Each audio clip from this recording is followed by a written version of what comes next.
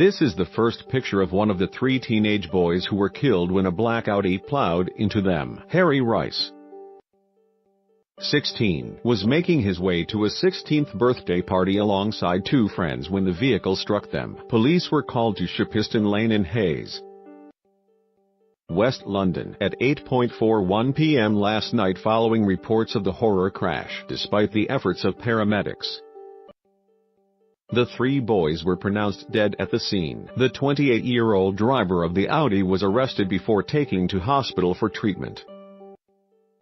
Witnesses to the tragedy described seeing 2 boys attacking the driver before police arrived. Harry's devastated mother and sister have today paid tribute to him on Facebook by changing their profile pictures to photos of the smiling teenager. The youngster's friends have also been sharing messages of support to his mother Nicole Sales and his sister. Friends and family members were this morning visiting the scene of the tragedy to pay tribute to the 3 boys.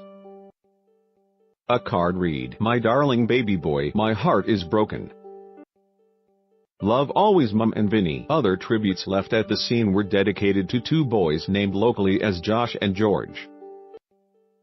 Another said, "I thought I would never have to write this and I don't know what to write, but I will always love and miss you millions." Elsewhere, a card read, "To my bro, always together forever," while a 4th said, "To my darling baby boy, my heart is broken. Love Mum."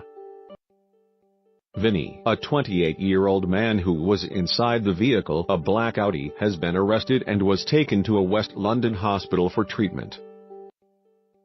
Friends who visited the scene to leave flowers said she had spoken to one of the boys at the scene.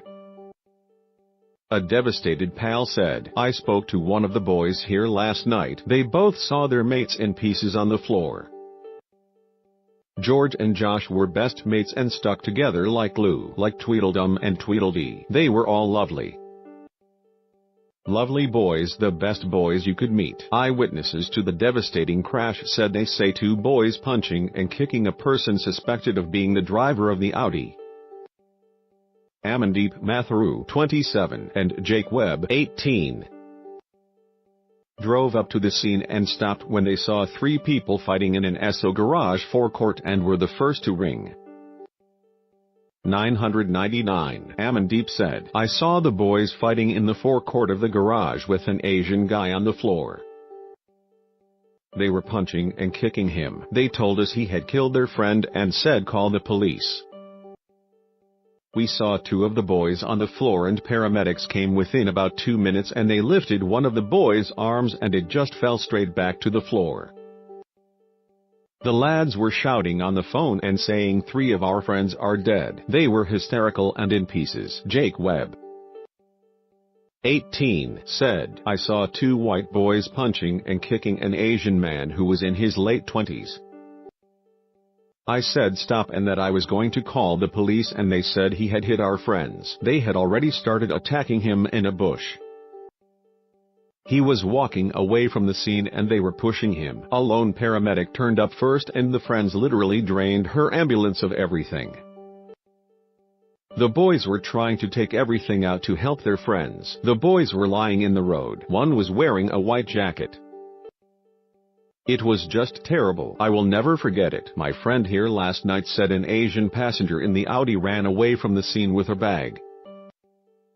"I think they got him outside the Premier and down the road." Roadside recovery firm security guard Tony Kitchen, 44, works next to where the lads were killed, said the road was a death trap where lunatics often break the speed limit.